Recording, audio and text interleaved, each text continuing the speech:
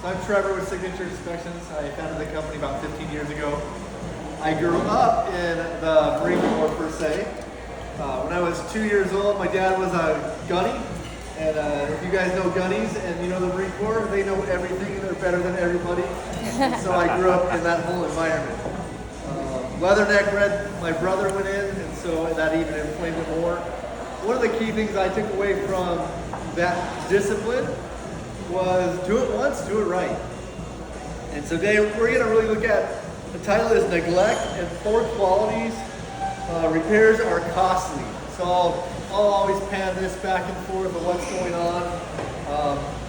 But today, I've done so many speaking engagements where we go in depth on details on things. I wanted to bring up some real stats from SRPDSs and projects that we see. These will be funny at times, so you'll make you chuckle, but then we'll run numbers on what they did for repairs and how much it cost them. The average thing we see going is anywhere between 2 and 4 times plus where people do low quality repairs and they're wanting a great return, but they don't get it. Does that make sense? Yeah. First one is pretty obvious. We'll see people that maybe haven't been in the trades very much, maybe haven't done things right. Toilet didn't fit. What went in first, the toilet or the door? Was you'll see oblong toilet, and as we go in, they install the new toilet. It roughly costs $600 for the toilet installed by a plumber.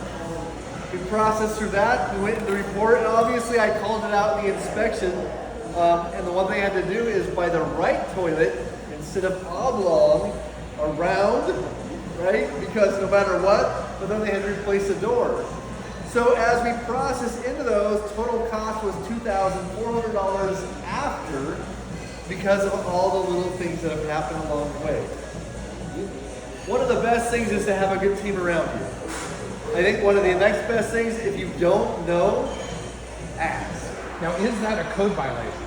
Is it code violation? No. This is, no, so let's pause there because are inspectors required to call out code? Are they? Well, no. Any thoughts? Home inspectors, are they required to call out code? Yeah, they have to. How many for yes? Just out of curiosity. They're not. They're not. It depends. I mean, like, Yeah, not at all. all fully, right? But like, I mean, if something isn't in code, you would call it out, right? No. Not electrical, like say it's double tap breaker, right? Good question. That's both the safety and the code, right? So Yes and no.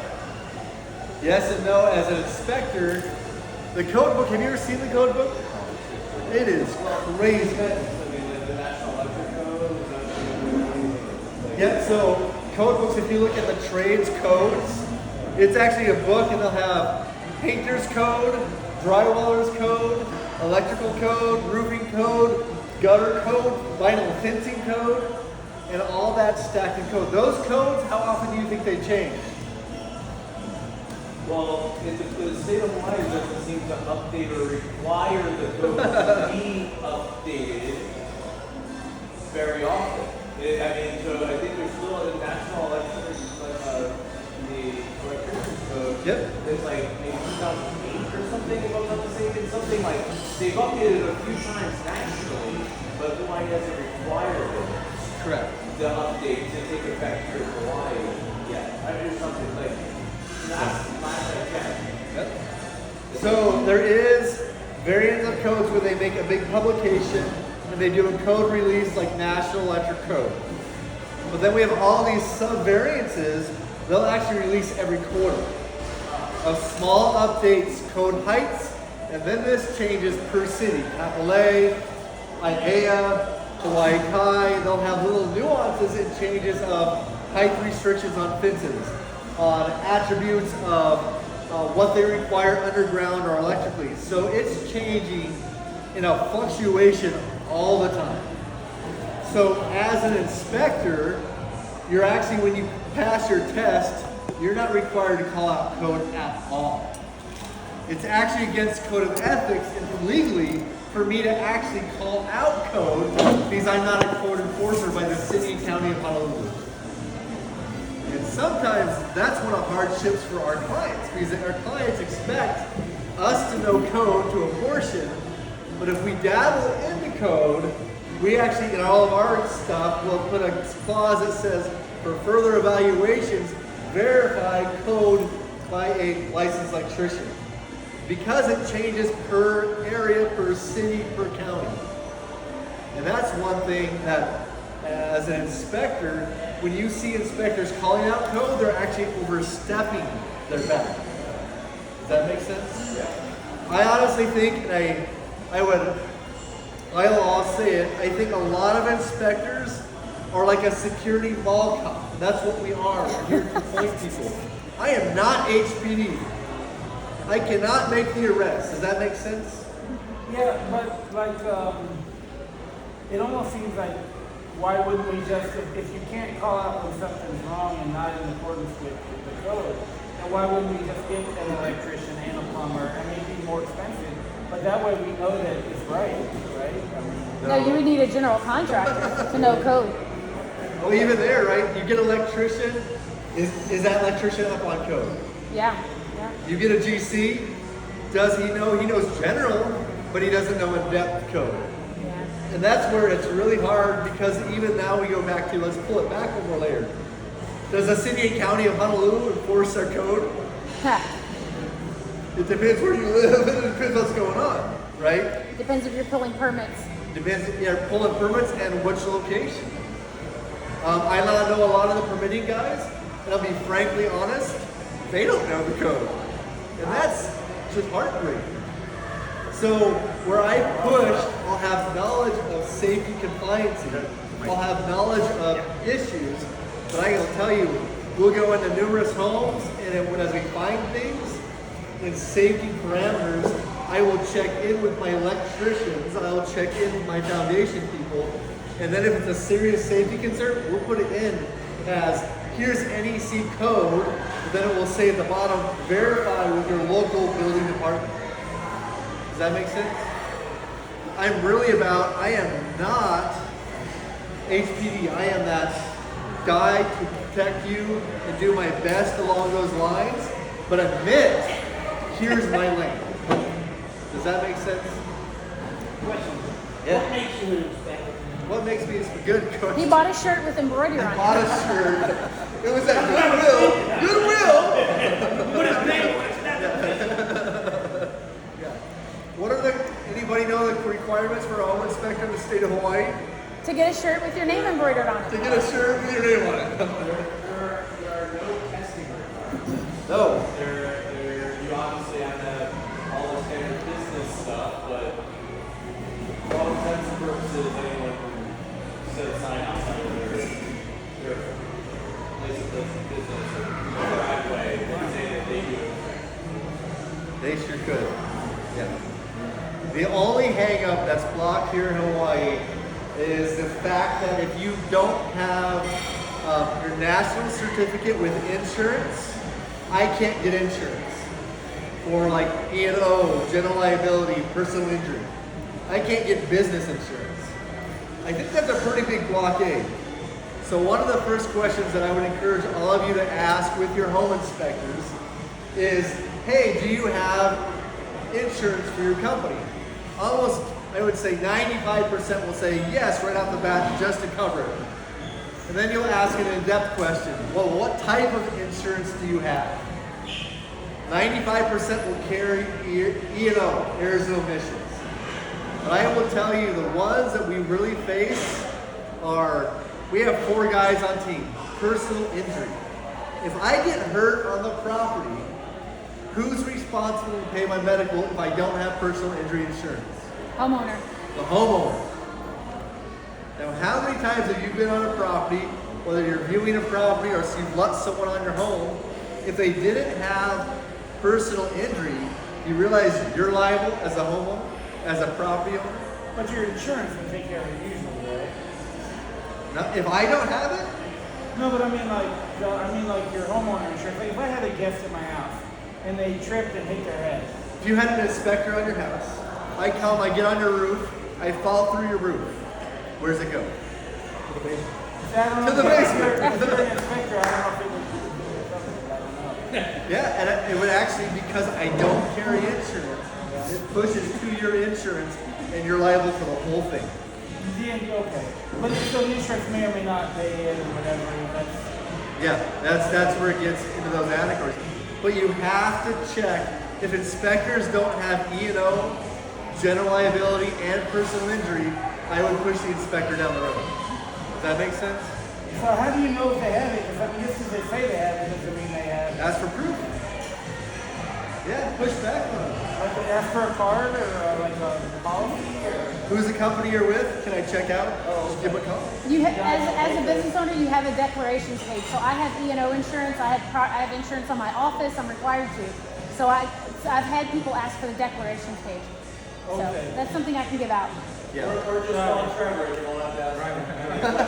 It's like, he'll just do it. Man, I had no idea. Just put the shirt on already. He'll know when you ask him. Well, that's why I use people that I know and trust.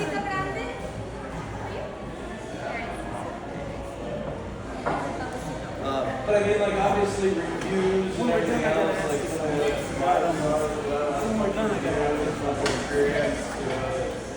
So did you know that now Yelp, if you're paying between $1,000 and $1,500 a month to Yelp, they'll generate 3 to 5 good reviews for you a month. They'll make sure you get no bad reviews, What? so you'll keep that track record. Well, hell, I'll do that. We just No, did I'm that, A yeah. lot of people do. No. And I can tell you, when you look at certain inspection companies, if they're, say, 3 years old or 4 years old and they have over 1,000 reviews, right? You gotta do a lot of business. Yeah, you do. You do. Yeah.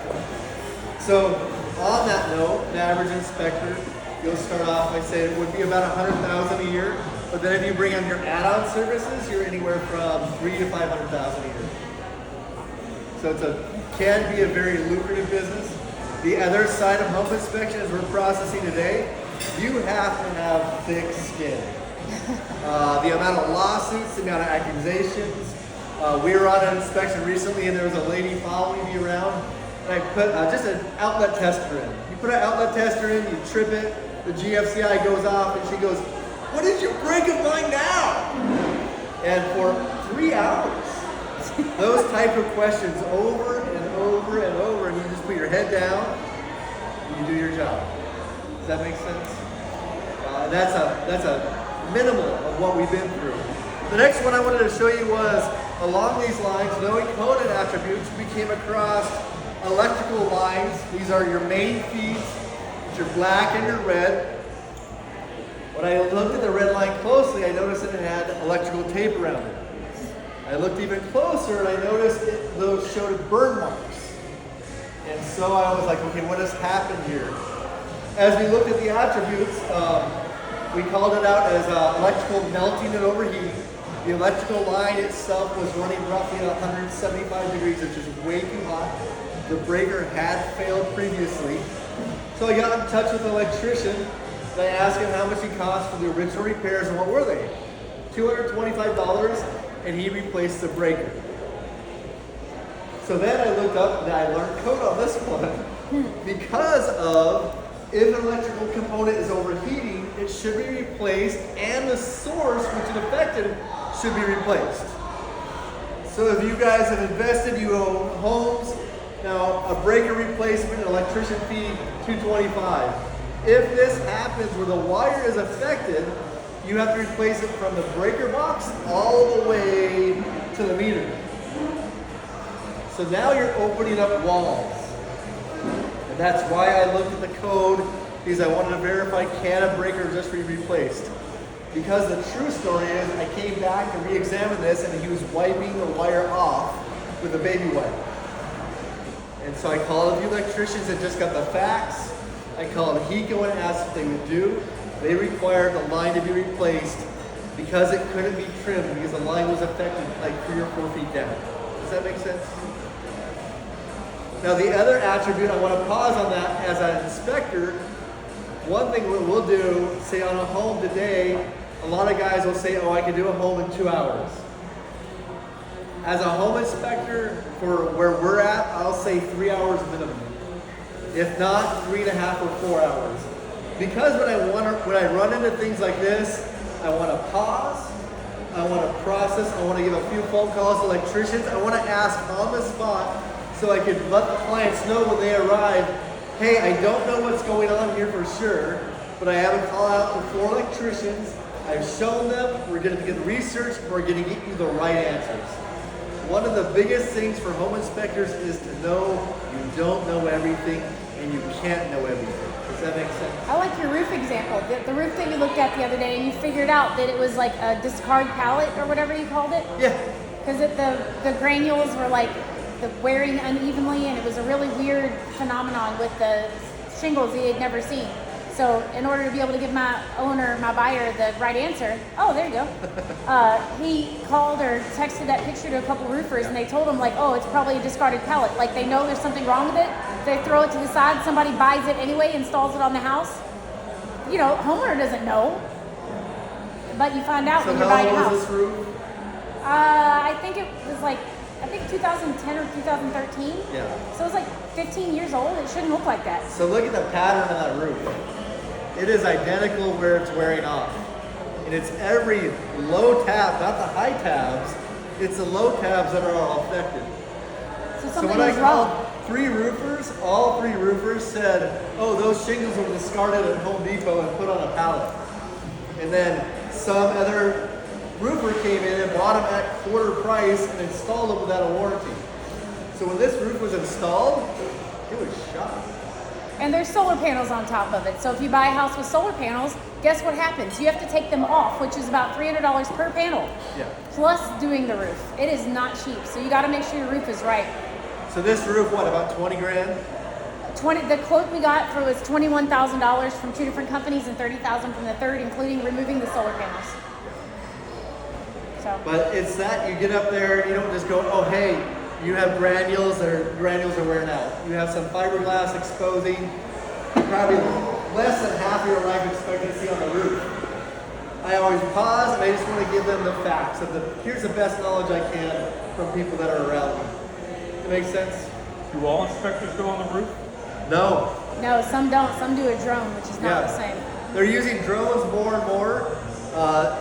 New inspection regulations on a drone, so let's just pretend this is the roof, your pitch, your angle. A drone has to be flown horizontally around the entire roof every 4 feet. Because of top-down views, they've had too many lawsuits over things missed by drones. And it's one of the worst things. Guys will fly a drone up, they'll take 50, 60 pictures, and if you sign off on that, you're accepting it. The other, in the inspection service agreement, they'll actually say use of drones. It will say only captures 15% of your roof. Yeah. I require our guys, anybody that's on our team, I'm like, get your butt up on that roof. If you have to use a drone, go ladder's edge and still look at the roof, check the attic. We're looking for soft spots, we're looking for sags, we're looking for all the attributes that the drones can't see nor feel. Does that make sense? Yeah. So, like my house, for example, it's all, the whole roof is covered with solar panels. Yeah. So, can the inspector see if the roof is really in good condition underneath that? Oh yeah. Okay, so it's not a problem. It's not No. Well, as an inspector, that's another thing. I tell my guys, get up there, lay on your side, take a flashlight and look around. One of the key things is moss growth. Moss will go right around the edges, it'll go around the footing. If it grows around the footing, moss is a plant. So it's taking root in your roof. So you've got to know those attributes. Another thing with solar panels, they can't be mounted on the deck. Too many solar panels are mounted right on the deck of the roof. So then it's blocking all water flow. All of your lines that feed your solar panels have to be mounted on the frame and off the deck for water flow and debris. You know, I'm not sure because I've never been up there, but from like the Google Earth, satellite picture of my house, it looks like they're mounted like right on it. Yeah. I go to ladder's edge, I take a picture, send it to me, and I'll let you know. I mean, Thanks. we're all on one team and we got to raise the bar together. We've been on 17 lawsuits over the last couple of years as a professional witness, and it's been heartbreaking to see clients suffer for other inspectors just not doing their job. One of the key attributes has been drones. Yeah. Back to this one was wild because after the secondary cost was $10,700 because that wire that fed from the panel had to tear out all the drywall all the way back to the meter and open things up. And when you make repairs, people don't realize that it's just not sometimes a little repair. Sometimes you're replacing wires, you're opening walls up. The total cost for this one came in at $10,925, and it was a damaged breaker, not repaired properly. That makes sense?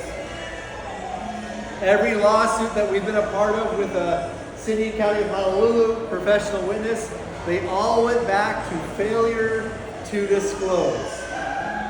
Too many people are just like, not to my knowledge, because maybe they don't know. Not to your knowledge does not cover you. Disclose, disclose, disclose. If they would have disclosed the electrician's license number and who did it, he would have been held liable for this. But he wasn't. They had a friend come in and replace a breaker. Does that make sense? I think one of the best things we could do, if you have friends or licensed electricians, hey, bill me for this. I'm going to put it in the SRPDS. Just that way, everyone's covered. What's SRPDS? Seller's disclosure. Oh, Seller's real property disclosure. gotcha. This one was an example of being heartbroken. A couple things you'll see here. You'll see an outlet. So do You'll I see see a knob and white tube wire. over there? That white wire is Hello. Romex wire as updated electrical. Oh, no. And then you'll have knob and tube electrical, which is a porcelain knob and a wire going through it. Older Auntie Kapuna of our community, she paid to have this redone. She said, hey, I want to have electrically wired. The guy said, I'll go in and I'll splice this wire in and you'll be up to good for 60 bucks. Now, Auntie was facing dementia. So it ended up after the 60 bucks, it turned into roughly $30,000. When I got on site, this is all he had done. No full rewire, nothing. She just spent $30,000 for a wire going from there to there. According to the law statement, he spent probably 3 weeks on the property, and I was thinking he was sleeping under the house because there was nothing done at all. After everything went through, the secondary cost was $60,000 total for repairs that he didn't accomplish. And again, it went back to failure to disclose. As a licensed electrician, he had his license removed. But I will tell you, as an inspector, when we call these things out, it's very rare that we'll come across a realtor that's a bulldog, a go-getter, that you can partner arms with and then go after an electrician. Most of them are like, well, you know, he had good intentions, or I don't know, whatever excuses, but as Hawaii, we're a very no-shame culture. We're very like, we don't want to cause ripples, we don't want to cause waves, and so we have a lot of this going on. Was that? I'm sorry, I'm just agreeing. No. Yeah, that's This one makes me laugh. This was done by a licensed general contractor. He came in, replaced the door, created framing. Well, when a door is too short, a door is too short. Like, how can you have He a left it like licensed? that? Oh yes, he left it like this. We came on site and they showed me who did all the work. Door replacement, it cost them $425, and they paid it. No. After that, you know, they had to go to additional door sizes, a secondary core door cost because of new door, new framing, replaced all the hinges, another $525 to be done right. And all of a sudden you're at over $1,000 for a door. Again, the motto goes, do it once, do it right. Back to roofing, this was a roof that had been fully replaced, but the roofer and the homeowner didn't get along. So on the back side of our house, where there was upslope, we found this on the back side of the house in the middle of the roof. And he put the roofing material on upside down. What? Again, the homeowner and the homeowner and the roofer did not get along at all. So this is the roofer just giving the homeowner a finger, right? Signed contract. We come probably 2 weeks after the roof is completed. Now, if you're taking shingles off, and this is in the middle section of the whole roof, they had to take everything off from ridge all the way down to this point to repair the amount of shingles that were upside down. So he paid roughly on this. They said not only did they do 3 tab shingles, they torched it down. So now it's nailed and torched, where it's heated in place. Original cost was $24,000. To remove this attribute, this issue cost another $40,000. Did the roofer have a license and did he lose it? Yeah, I was just thinking there's That's going to be nuts. some legal liability for that. That was deliberately screwing somebody. And it was So- only 2 weeks after. So in the court of law, what is it? It's the old statement: you're innocent till proven Guilty. guilty. So did the roofer say, I didn't put them on that way, somebody else put them on? I mean, what was his defense? The roofer said, I mean, this goes to court. We sat there for a long time. It went to trial. The roofer said he signed off on the work. Well, you don't know any better if you're a homeowner. Don't know any better than a homeowner. But the roofer is innocent till proven guilty, and same with the homeowner. And so we came up as a professional witness, and all I did was, that's all this is a picture we found at time of inspection. I mean, if they couldn't find that guy guilty, then nobody's ever going to be found guilty. Well, it is life. It is, and that's the sad attribute, and that's why I stepped down from being a professional witness. Things along these lines. This was a hard one also. How many of you have heard about Hawaiian Dredging? Big company on island? Why what? Hawaiian Dredging. Yeah. We came on site. A very well-known and respectable realtor that's also been a president at Honolulu Board of Realtors. Signed off on this house. And they have a process, Hawaiian Dredging did all the work. And I was like, no one did any work. It is a bunch of BS. Seller's disclosure said it was approved by Hawaiian Dredging as a subcontractor. We had a structural engineer come out and they condemned the house. So then you go, how in the world would this pass as foundational repair work at the corporation level of Hawaiian Dredging? It got on a seller's disclosure, it goes to market, and the house is listed. What would happen if a home inspector didn't go in here and look at the crawl space? Because some home inspectors do add on a services crawl space for another $150. So some don't go in here. Within our package, it's roof to foundation and everything in between. So you have to interview your home inspectors. You have to ask them. You also have to ask them, how much time do you spend in a crawl space? Exterior-wise, if I'm on a 4-hour inspection, exterior-wise, I'm out there for at least 2.5 hours. Because the exterior, meaning the roof and the foundation and those attributes, are almost where everybody hides things. The beautiful attributes, the kitchens, the bedrooms, the bathrooms, it's cosmetically beautiful. Does that make sense? Yeah. This one actually went back. The original repair costs were listed at $89,000.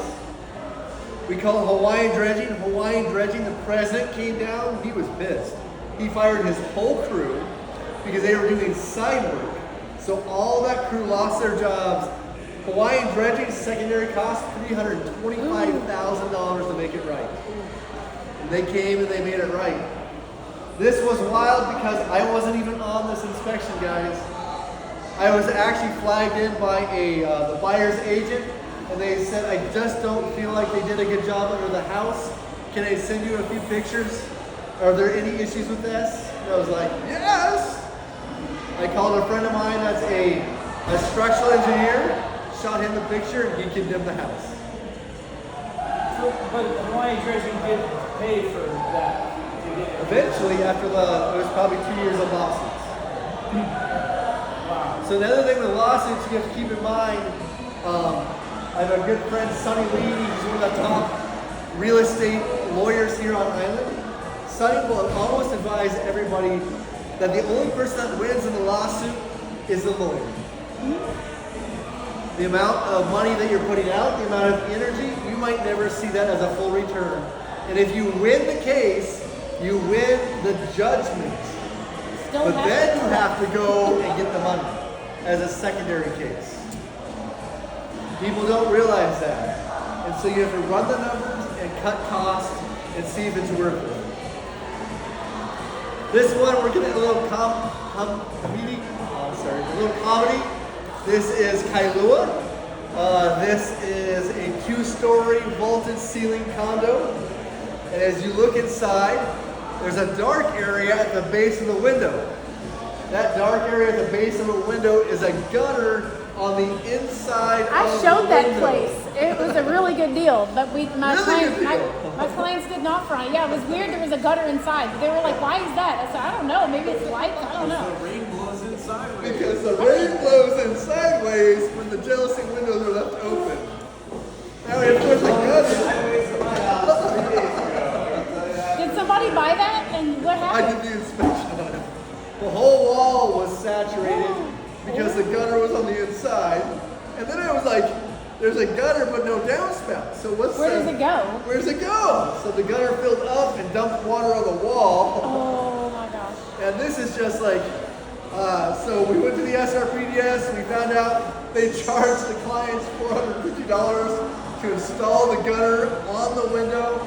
It had flashing, they said they had to go up and get association approval. As we processed down, it was a $29,000 repair for that wall. When I showed that place, it felt like older people had lived there. So that's wrong. $29,000 to fix the wall. To take Yep. off So drywall. this wall, gutter was up there, right? All that water dumped into the window sill, into the wall, and saturated that wall all the way down, and then also carpet and flooring. Well, and it's wood shakes on the outside of that building. Yeah, wood shake on the outside. I got this because we represented the clients. Yeah. Was it all mold inside the wall? Oh, Yeah, that had to be. suits and 3 everything? years Yeah. of the gutter. Oh, okay, 3 years. Right? So the person that the workman that put the gutter there on the inside. Handyman. He is handyman. He is no Unlicensed. liability Gone. whatsoever. Gone in the wind. If you don't use licensed people, you have nothing to come after.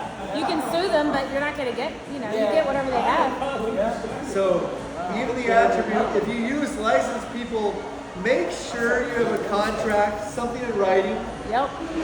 I can't tell you how many times people will use licensed electricians, licensed GC people, and there's no contract. Or there's a price, but no job description along the way. Here's what I'm gonna do.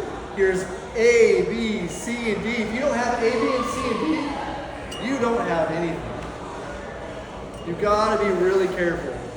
An example of that, Kailua House, we started doing a consulting service for as if people are doing homeowner build projects, we'll come alongside and look at phases and make sure those phases are going well.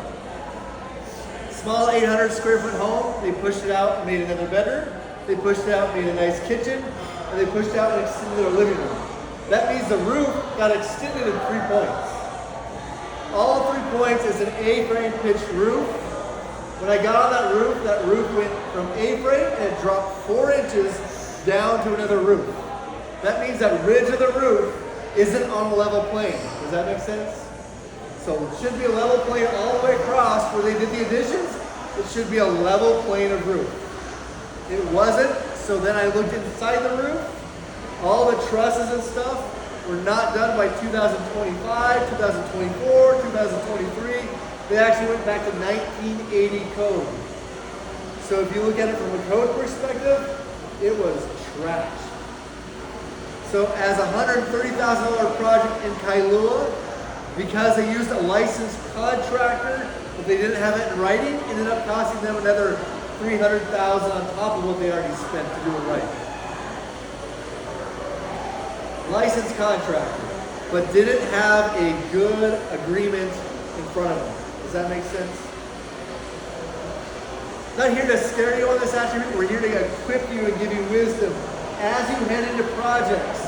One of the key things if you're doing like a flip or a investment property or you're doing remodel, I always tell people if you're doing demo work and they're asking for money up front, does demo work cost? Do they have to get supplies for demo work? Dumpster. The homeowner, you can get that. Couple $100. Get your own dumpster. All you need for demo is a hammer most of the time. If they're asking for money for demo work, I say they're rolling their previous job. Watch out. I've asked people when we've looked at a client or a contract for people doing construction work, I say I'll pay you the end of the week after I review your quality. So I make sure they're paid on draws.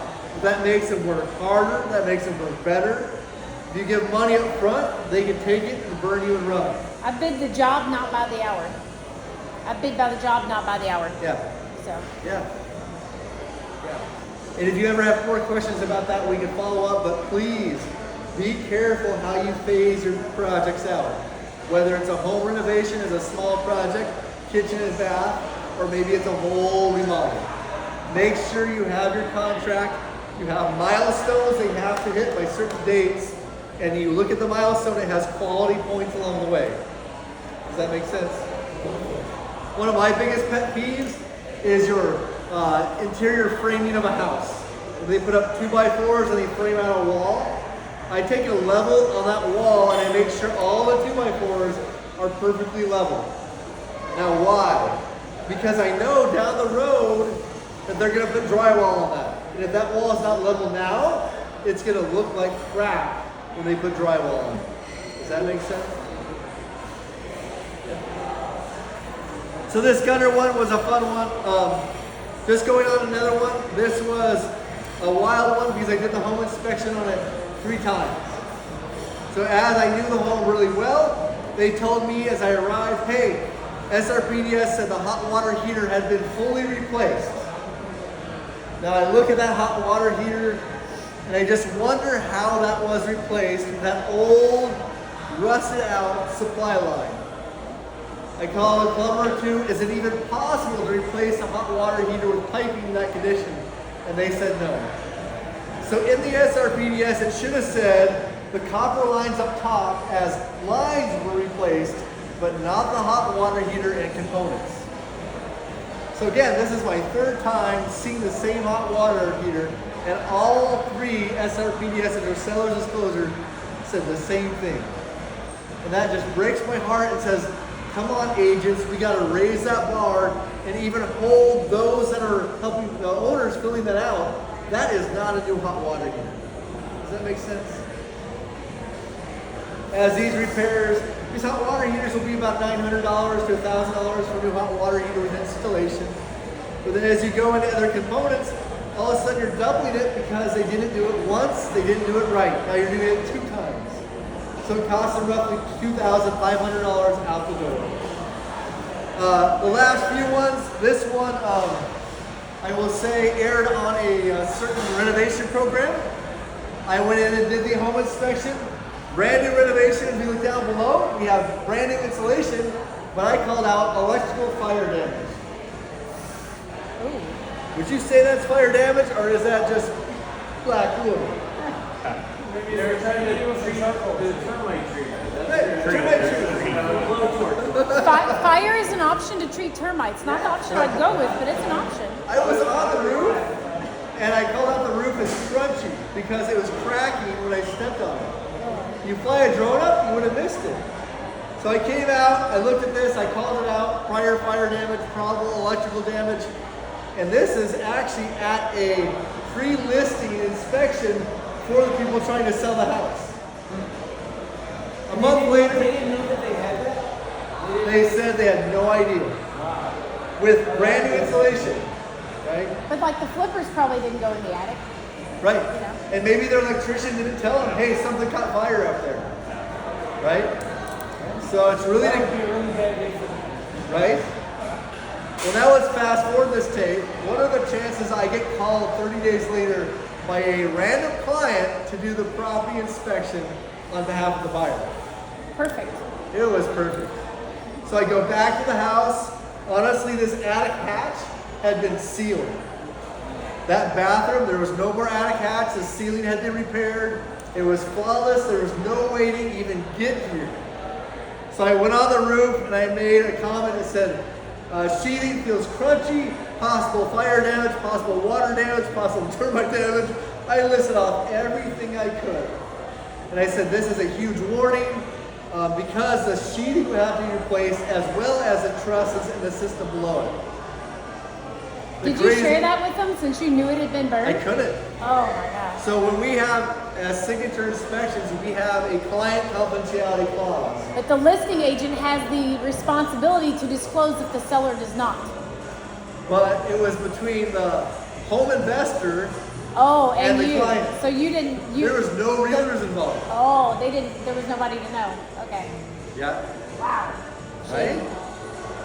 So a good doctor, a young doctor on the windward side of the island buys this house. And I asked, well, who's going to live in this room? Oh, my daughter, she's 4. And I was like, I can't disclose it because I'm under contract with them. But he hired me, I fully disclosed, I did their pre-listing inspection, I did everything there. And that's why I put that big warning statement. Roof is crunchy, could have been fire damage, could have been water damage. It's not safe. What does he do? He decides to move forward with no further evaluation and not opening the ceiling. My time crunch is too tight, I don't have time. I work in 12-hour shifts, I can't. I sent him another email. I actually created a fake email on Gmail. This is your attic, bud. Never replied. My heart sinks when I see work like this, you guys. Whether you're investing or whether you're redoing your own home, do it once. Do it right. If you don't have the funds, don't do it. Hold off. Watch your budgets. Run the numbers. Because it's so important. Even though as you go down the road, you can make more down the road in some attributes, make sure it doesn't come back to you, because when these lawsuits come back to these people, you have to have deep pockets. Does that make sense? Mm-hmm. The company here that I represented, they're undisclosed in the name, they roughly have 63 lawsuits right now going on. Their pockets are deep enough to handle these things. Most people aren't. Does that make sense? Yep. Any questions on these attributes? There's another one I wanted to show you just This is a funny one. This is a downtown Honolulu hillside property, and I just couldn't believe it. This is a pyramided tofu block, and it's holding the weight of a 3-story exterior staircase. So if you have a triangle, do you want the tip of the triangle that holds the safety brackets and is made to hold 4x4s up, or do you want that tip to be in the ground?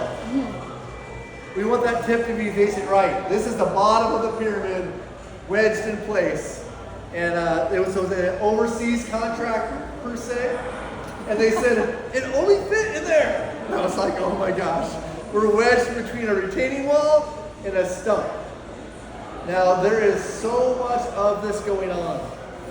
It really, again, as an inspector, I always encourage, don't look for people that do a 2-hour inspection, because then you don't have time to catch little things like this, which are big things. Does that make sense? All these things we've talked about tonight, all the pictures we've shown, there's a lot more we could go through, are things that could have been avoided. They could have been avoided by having a good contractor, but also as clients and people hiring contractors and hiring people to make sure that there's a punch list and that you understand what they're doing. To make sure there's milestones and goals, and to make sure you understand what those goals are and how those goals are achieved. A lot of contractors are being too vague. Here's the goal, bathroom remodel complete. Well, how are you getting there? If they're not listing how they're getting there, be careful, because there should be phases. Demo phase, plumbing phase, electrical phase. All those have to occur, and then before those are covered up, if they need a sign off, they need to get signed off. And then the walls get closed. But you should have someone that you trust on site on your behalf, making sure before the walls are closed, they got your back. Does that make sense? One thing that makes us do as people, we need to go, I don't know it all. I can't do it all, and I need help. Any questions on that, guys? Who would you have? Okay, if you had a bunch of work done and before the wall was closed off, you wanted somebody to look at it. I mean, would you have another electrician come? Yeah, third party. Okay. Third party. Third party consultant, 100%. But you have to get it in writing. You are not getting this job by any means because some electricians will be just me mean to the electrician. Some plumbers, oh, I could have done it better. I would have done it this way. Not asking for that. I'm just asking, is this done right? And is this done up to par according to the contract? Does that make sense? Yeah. Electricians and plumbers and roofers and framers gotta leave their ego at the door and just be a freaking consultant. Now, that's kind of what I was thinking of. I could see a situation where you could have, like, the guy that did it and the guy that's inspecting it. You're gonna badmouth them. Yeah, well, not only that, I mean, it can get bad. Oh, it gets bad. Worse than bad. Yeah. Yeah. Okay.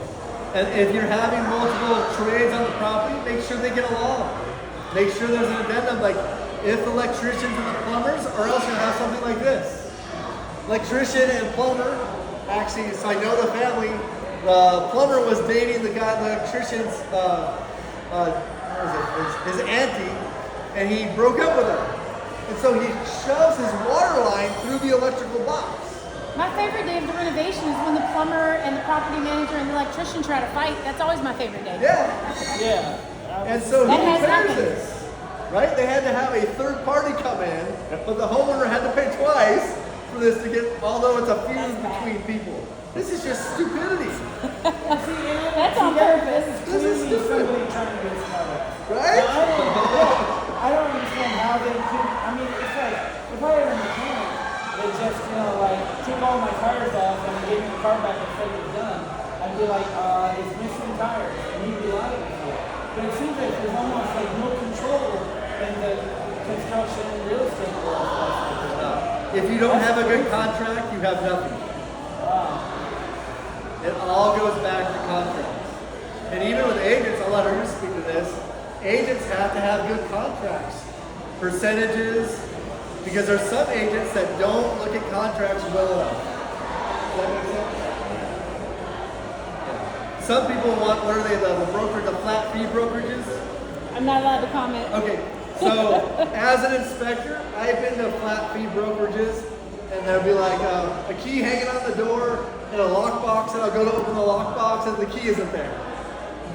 So I call the broker up, hey man, there's no key. And the broker goes, well Trevor, it's a flat fee. They're supposed to come to my office and get the key to put it in there. And I'm like, but it's their key, and it's your lockbox.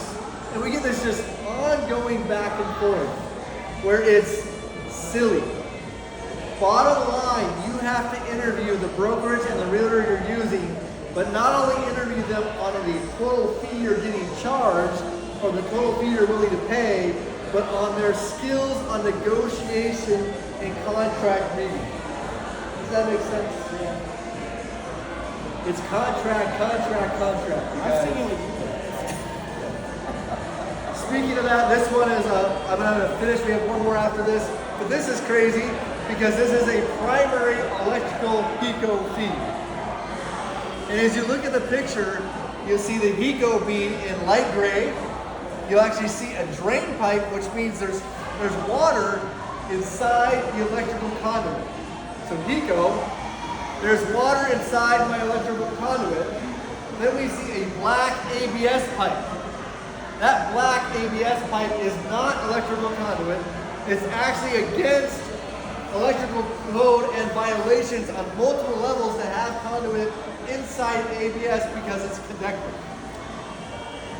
This is a building we're on. I can't even tell you the name of it because we're doing 60 units in this building.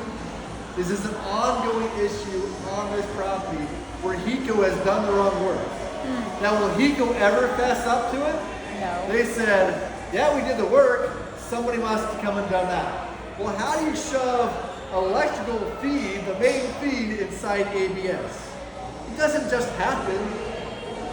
So this, right? It just fell. And so this is mind-blowing to me that there is no repercussions on Hiko's side for this picture or for this case to this day as we know. So then how do I or how do you even check Hiko's work if they're not being held accountable? Back to your contracts. The contract on this one, all it says, that they are responsible to install a main feed to the panel. It didn't have the type of material or any of the products. It just had a dollar sign. This also has become a side project to Hiko, and somebody's gonna get fired. Does that make sense, guys? It makes sense for them to be fired. Yes. Yeah, it does. And people ask me all the time, just to process, one more, this is one more I just have to show you. This is the interior of a home renovation. It was recently remodeled and flipped. So brand new to market. You can see the internal side, it's on a slab. New kitchen, new bath, beautiful craftsmanship on the inside. Everybody's looking like it's not my house, is it? Yeah, not my house. $83,000 in upgrades, and we partner with licensed plumbers to do sewer scoping because as an inspector, if I sewer scope and I find something wrong, I say, hey, there's a crack. And then I have to tell the client, go hire a plumber. So I've told people, cut me out. In this case, the plumber came out and he found Orangeburg. Orangeburg is a sewer line made of wood and tar from the 40s. Wow. So this home flipper went in, slab house, remodels it for $83,000. He's looking at making a good $200,000 in profit. Great numbers, great rewards until we found this. The sewer line went from the kitchen through the living room to the bathroom. They had to cut the main portion of their house up. It ended up costing them, what was it, a number? After everything was said and done, the secondary cost was $157,000. Instead of making a $200,000 profit, now they're upside down with both the costs. Does that make sense? If you are getting into home flipping or investing, I would highly encourage you, don't have a home inspector, sewer scope. Have a licensed plumber sewer scope it, because then they can give you repairs, estimates, video footage, and that video footage holds them liable for anything they missed. If you have a home inspector do video scoping, it actually says in the contract you sign, he's not liable for anything he misses. Or damages? Question Or mark? damages that actually the client's liable or the homeowner.